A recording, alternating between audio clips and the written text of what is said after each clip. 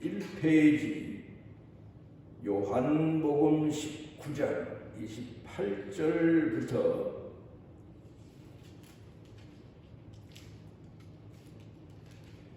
30절까지 봉독합니다.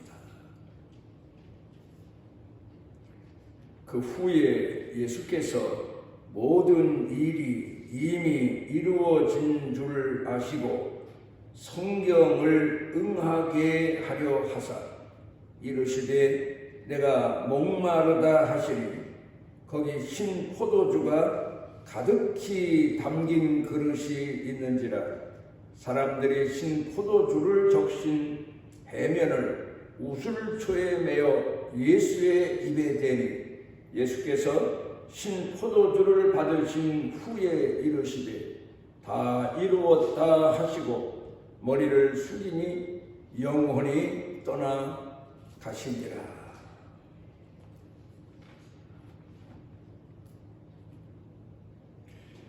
우리 한국 사람들은 여행을 하거나 등산을 할 경우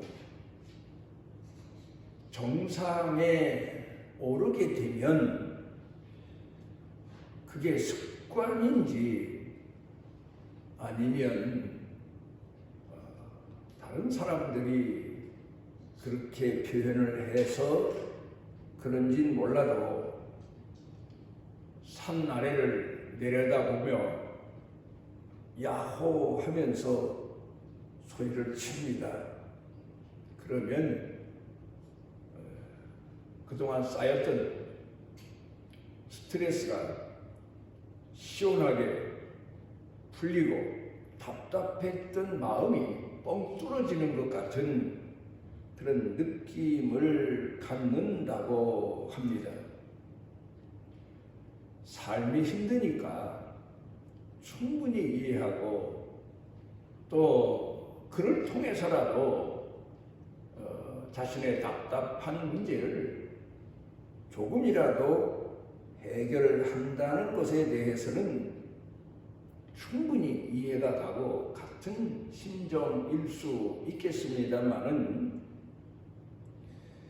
여행 프로그램을 TV 같은 데서 시청하다 보면 한국 사람만의 특성이 아닌가 그런 생각을 합니다. 외국 사람들은 산 정상에 올랐을 경우 물론 두 손 들어서 승리를 표시하는 만세를 부르는 사람도 있고 하긴 합니다만은 제가 주로 눈여겨보건대 산을 오르거나 들판을 걷거나 아니면 바다나 강가를 갈 경우 지혜로운 사람들은 산이, 들판이, 강이, 바다가 무슨 말을 하고 있나에 대한 그런 관심을 가지고 마음을 기울이고 생각을 기울이면서 그 소리를 담아보려고 들어보려고 애를 쓰는 듯한 그런 모습들을 가끔 봅니다. 사람이 뭔가 남에게 말하고 싶은 답답한 마음을 가졌을 때에 누군가를 만나서 자기 자신의 속 사정을 털어놓는 것도 참 중요합니다만은 어떤 이는 그런 얘기를 합니다. 당신을 만나서 내 속에 있던 말을 다 털어놓고 나니까 속이 후련하다. 그런 얘기를 합니다만은 그런데 돌이켜 생각해 보면 좀 더 우리 삶의 자세에 있어서 말입니다. 지혜로운 사람, 그 사람이 누군가? 바로 상대방의 속 터지는 말이든 푸념이든 하소연이든 들어주는 자세를 가지고 사는 사람, 듣는 자세를 가지고 사는 사람, 그 사람이 바로 더 복된 사람이고 그 사람이 더 지혜로운 사람이다 하는 것을 우리는 성경을 통해서 수도 없는 교훈을 받습니다. 자연에 가서는 자연의 소리를 들을 줄 알고 하나님 앞에 와서는 하나님의 말씀을 들을 줄 알고 그리고 짐승을 키우는 사람이면 짐승들에게 다가가서 그 짐승들의 소리를 들을 줄 아는 사람, 들을 줄 아는 마음이 되어 있고 자세가 되어 있는 그런 지혜가 오늘 우리 신앙인들에게 필요한 지혜다. 그렇게 생각해 볼 수 있습니다. 듣는 것도 차원이 여러 가지 차원 아닙니까? 대강 대충 듣는 것처럼 듣고 마는 경우도 있고 새겨가며 듣는 경우도 있고 헤아려 가면서 듣는 경우도 있습니다. 부모가 말씀할 때 그 말씀을 듣고 그 말씀대로 순종하는 자를 효자다. 우리 교회에서 말하면 아브라함처럼 순종의 믿음을 가진 사람이다. 그렇게 우리가 말할 수 있겠습니다만 그것보다 더 지혜로운 사람이 있습니다. 더 겸손한 사람이 있습니다.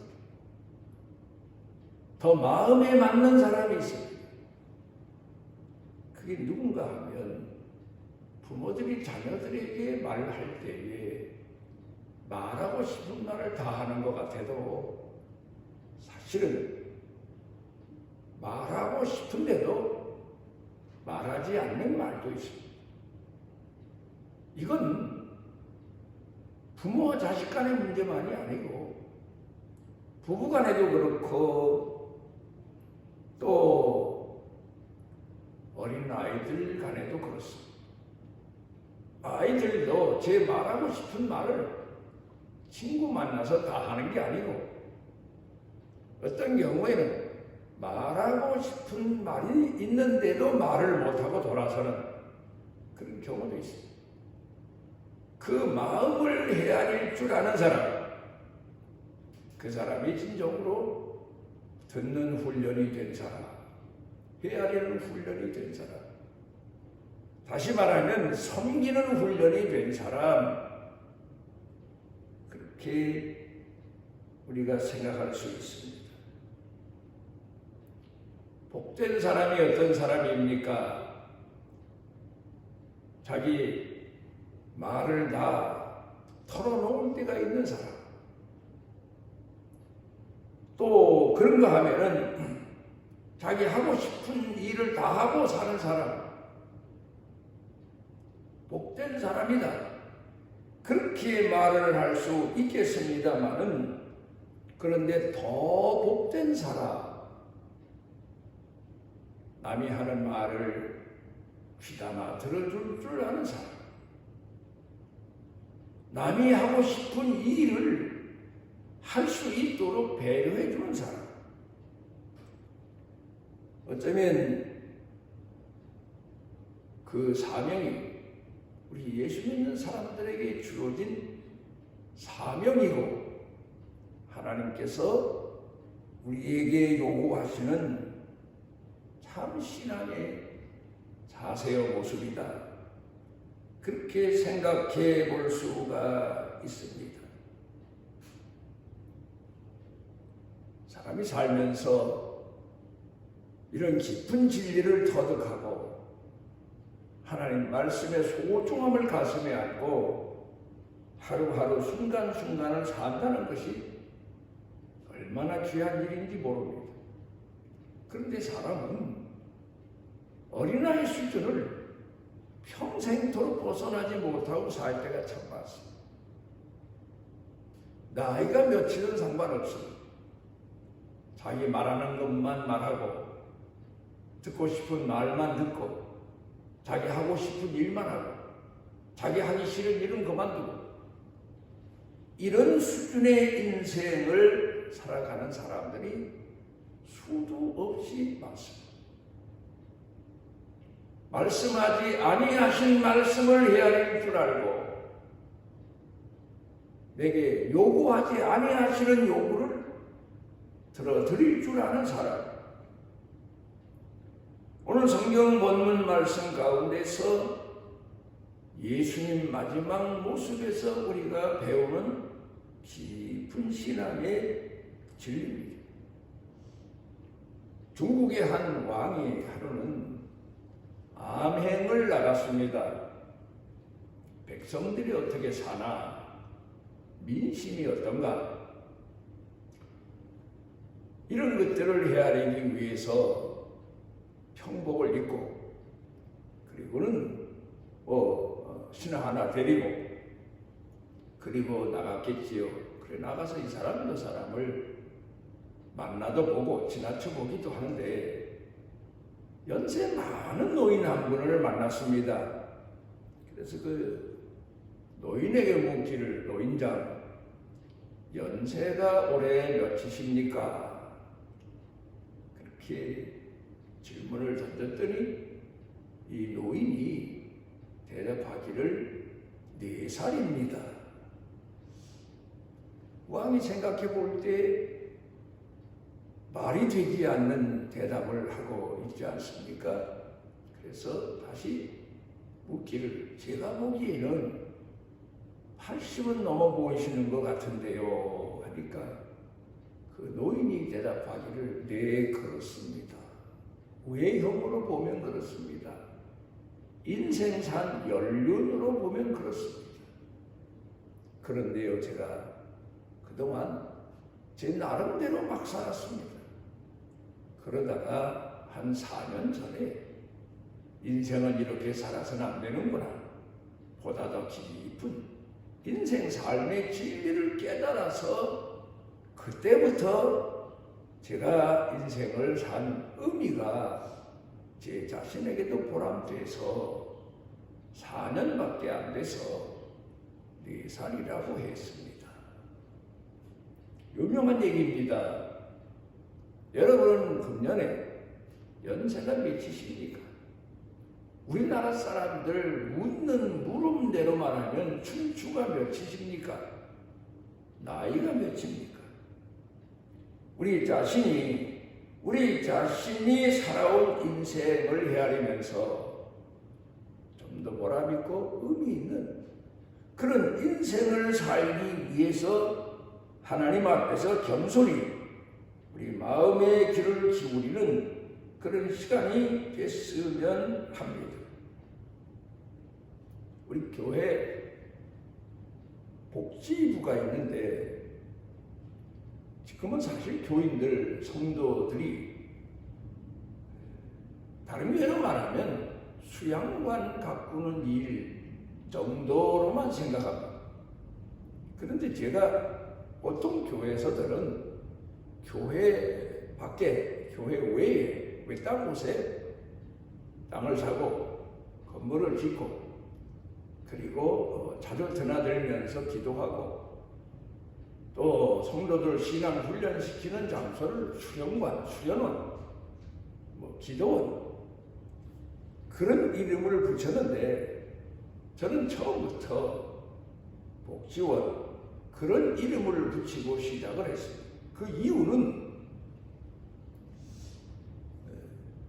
수련회도 물론 기도도 또 예배도 드려야 되겠지만 먼 차원을 놓고 보면 교회가 복지에 대한 데에 대해서 정신적으로 영적으로 이끌고 지도해야 되겠다.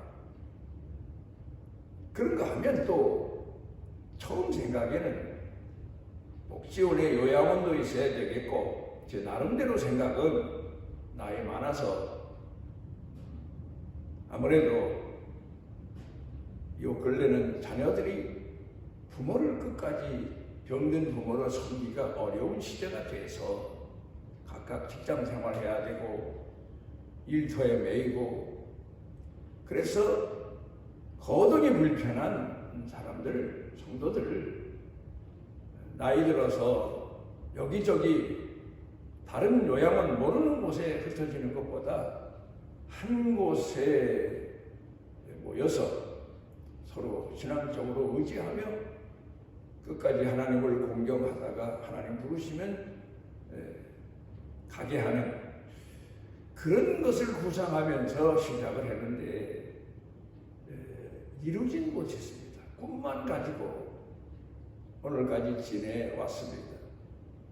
그런데 이제 돌이켜 생각해 보게 되면 교회가 성도들에게 요양원 수준의 봉사와 헌신은 못하더라도 연세가 많이 든 노인에 대해서는 보다 더 깊은 관심을 가지고 헤아리고 가까이 하며 동행해 주는 그런 자세가 필요함을 근간에 와서 더더욱 느낍니다. 내가 나이 들어서 나이 든 사람들의 형편과 사정을 조금이나마 헤아릴 수 있게 돼서 이런 생각을 하긴 합니다만은 나와 함께 신앙생활을 같이 하며 교회 봉사하고 헌신한 분들이 지금에 와서 다 노인층에 들어갑니다. 그런데 이제 앞으로 하나님께서 우리를 부르실 날이 얼마 남지 않았는데 이 노후라도 하나님 마음에 드는 사람으로 살다가 하나님 부르심을 받고 가야 될 텐데 그러기 위해서는 교회가 더 젊었을 때보다 돌보고 관리하고 기도하고 동행해 주어야 되지 않나 이런 생각들을 해 봅니다. 그러면서 내 자신이 나는 이제 앞으로 하나님께서 내게 남은 생애를 어떻게 살기를 원하시나 그 사실을 헤아려보면 봉사자로 헌신자로 더 복된 자로 남을 섬기는 자로 마지막까지 충성을 해야 되겠는데 고통당하는 사람 병상에 있는 사람 옆에서 함께 해주는 그런 사람으로 생을 살아야 되겠는데 이런 생각을 늦게나마 하게 됐습니다. 내 기억에 지내오면서 많은 분들을 보고 배운 게 참 많습니다. 깨달은 것 참 많습니다. 그런데 특별히 기억에 남는 목회 선상에서 두 분이 있습니다. 한 분은 한국교회가 지금까지도 성자 목사님으로 존경하는 한경직 목사님이십니다. 이 어른이 은퇴하시고 나셔서 남한산성에 있는 작은 집 거기에 가서 거주하셨습니다. 그런데 그 모습을 내가 몇 번을 봤어요. 그때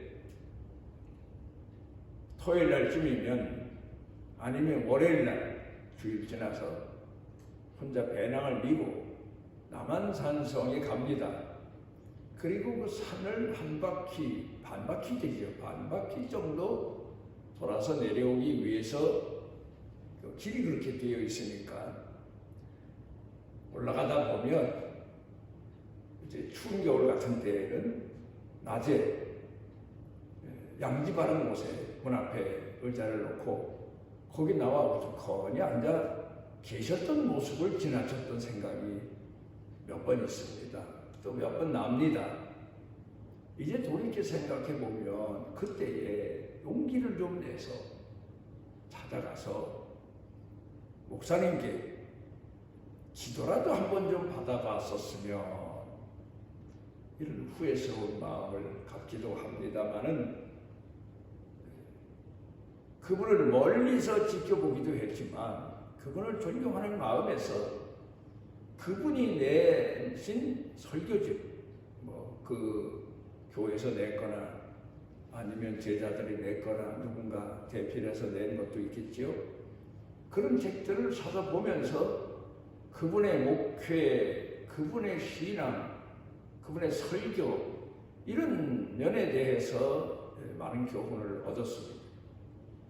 그런가 하면 또 한 분은 제가 개척교회를 시작하고 나서 천막을 쳤는데 급한 마음 아닙니까? 아무래도 천막까지 보면 끝까지 목회할 수는 없고 예배당을 건축하기 위해서 작정 기도하기 위해 경기도에 있는 용문산에 있는 한 기도를 찾아갔는데 때마침 인천 제2교회에서 목회 평생 하시고 그 교회 개척하시고 그리고 은퇴하신 이기형 목사님이라고 하시는 분이 마침 그때 여의도 광장 있을 때입니다. 신현민 목사님이라고 하는 분이 부흥회를 계획하고 목사님을 와서 찾아뵙고 고문이 되어 주십시오 했더니 내가 도울 수 있는 게 뭐가 있나 기도밖에 없지. 그리고는 40일 작정 기도를 하시고 그곳에 오셔서 기도하고 계신 겁니다. 저야 교회 문제를 놓고 3일 기도회를 마치고 내려오려고 갔기 때문에 3일 만에 내려오게 됐는데 그 목사님은 40일 금식 기도 마치실 날이 하루가 남겨놓으셨던 것 같아요. 그래도 제가 용기를 내서 목사님, 제가 개척교회를 시작한 전도사인데 기도 좀 부탁드립니다 했더니 쾌히 승낙하셔서 양쪽에서 김대식 장로님하고 김양림 전도사님하고 그 목사님을 부축해서 제 머리에 손을 얹고 축복 기도를 해 주시도록 했습니다. 그 순간 지금까지도 가슴에 돌이켜 생각해 보면 뭉클합니다. 은혜를 입고 내려와서 그 길로 땅 사고 또 성도들과 함께 기도하며 교회 건축하고 그러면서 40여 년을 지내오게 됐는데 나이가 들어서 누구를 만나느냐, 누가 함께 주느냐, 누구를 사모하느냐, 누구를 바라보면서 교훈을 얻느냐 참 중요합니다. 저는 가끔 이런 생각을 합니다. 친구 목사님들 다 볼 때마다 그분에게서 많은 걸 배우고 또 내 자신의 부족한 걸 돌이켜보고 참 그럴 때가 많습니다만은 친구 목사님들 중에 제가 존경하는 목사님이 여러분 중에 한 분이 성세경 목사님이신데 저와 같이 신학을 같이 공부하신 분입니다. 칼빈도 같이 공부했고 총신도 같이 공부했고 그런데 이분은 참 성실하십니다. 제가 농담 삼아서 가까이 하면서 친구처럼 지내며 어떤 때는 농담도 했지만 나보다는 연세가 3살인가 더 많으신 분이신데 이분이 마지막 은퇴하시고 나셔서 몇 년 안 되셨어요. 은퇴하시고는 한 2년 지나서 전화를 한번 했더니 나 병을 얻었어 하시길래 그저 감기 정도 걸리셨나 그랬는데 놀랍게도 폐막염 병을 앓으신 겁니다. 얼마나 고통을 겪으시면서 마지막 날도 병원에 입원하신 날 가보니까 숨쉬기가 그렇게 힘들어 하시더라고요. 산소 호흡기 갖다 대도 별로 그렇게 도움이 되질 않아요. 그래 가서 그 목사님과 이런저런 그나마 이 얘기를 하고 그리고는 돌아서서 병원에 가서 뵙고 왔는데 한 2시간 후에 돌아갔다고 연락이 왔어요. 제가 돌이켜 생각해 보면 사람은 어떻게 갈지 모르는데 마지막에 성경에는 의인의 죽음을 부러워하는 그런 탄식의 내용이 나오지 않습니까? 그런데 사람은 어떻게 가든 갑니다. 그런데 어떻게 갈 때까지 믿음을 지키고 하나님 앞에서 내 자신을 돌아볼까를 여러 차례 생각해 보면서 나날을 보내고 있습니다. 마더 테레사라고 하는 수녀가 쓴 이보다 더 큰 사랑은 없다. 그런 내용 중에 3가지 교훈을 말하고 있습니다. 첫째, 하나님의 뜻을 알 수 있는 빛을 받아야 된다. 이게 무슨 얘기인가 하면 베드로 후서 1장 9절 가운데 보면은 새별이 떠오르기까지 기도해라. 무슨 말씀입니까? 밤을 새우고 아침 새별이 떠오르도록 기도해라. 그런 말씀의 의미가 아니라 내 마음 가운데에 어떤 확신을 주시는 성령님이 크게 감동하시는 응답받기까지 기도해라. 그런 내용입니다. 그 다음에 2번째로는 하나님의 말씀과 빛을 내 삶에 새기도록 받아들이도록 기도해라. 생활 가운데서 내가 그 말씀을 지표로 삼고 살도록 기도해라. 그 다음에 3번째로는 믿음의 용기를 구해라. 깨닫긴 많이 깨닫는데 마지막 용기가 없어서, 용기가 부족해서 깨닫고만 마는 경우가 참 많거든요. 젊었을 때에는 한다 하면 하고 간다 하면 가고 그럴 열정이 있는데 나이가 들고 나면 깨닫긴 깨닫는데 용기가 부족할 때가 참 많아요. 용기 참 중요합니다. 어떤 때는 하루 일과를 마치고 잠을 자려고 우리가 기도하지 않습니까? 기도를 하는 중에 기도를 마치고 난 후에 누워서 자려고 하다가 번뜩 깨닫는 바가 있습니다. 아이고, 이걸 오늘 안 했구나. 벌떡 일어나서 메모도 하고, 또 아픈 사람들 또 시간이 그렇게 늦지 않았으면 전화로 위로도 하고, 그리고 다시 잠자리에 누울 때가 있습니다. 용기가 필요하고 도전이 필요하고, 나이가 들수록 젊었을 때 우리의 삶도 용기, 도전이 내 자신의 충성스러운 삶의 모습이긴 하지만 나이 들어서도 용기가 필요합니다. 결단이 필요합니다. 충성이 필요합니다. 행동이 필요합니다. 오늘 성경 본문 말씀으로 돌아가서 보면 예수님께서 십자가 지시면서 말씀하신 찬양도 있지 않습니까? 실언 7가지의 말씀, 그런 내용도 있고 합니다만은 이 성경 본문 말씀으로 돌아가서 보면 다 이루었다. 다 이루었다.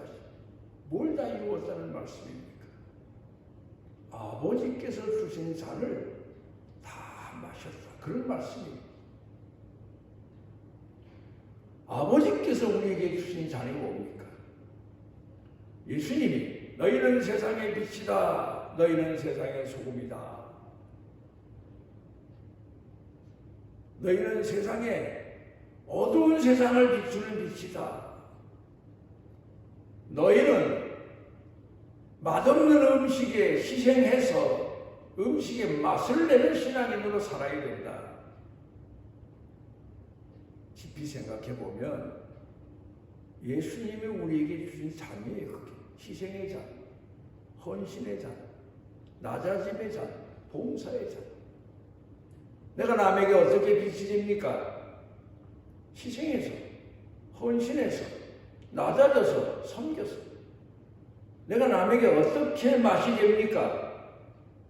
역시 마찬가지예요. 헌신해서, 희생해서, 낮아져서, 받들어 섬겨서 남의 삶의 인생에 맛을 줄 수 있는 그런 신앙인으로 살게 되는 겁니다.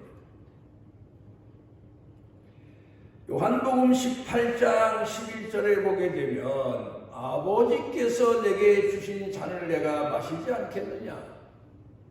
잔의 의미가 견뎌내기 어려운 십자가의 고통에 대한 육신적인 내용의 말씀만이 아닙니다.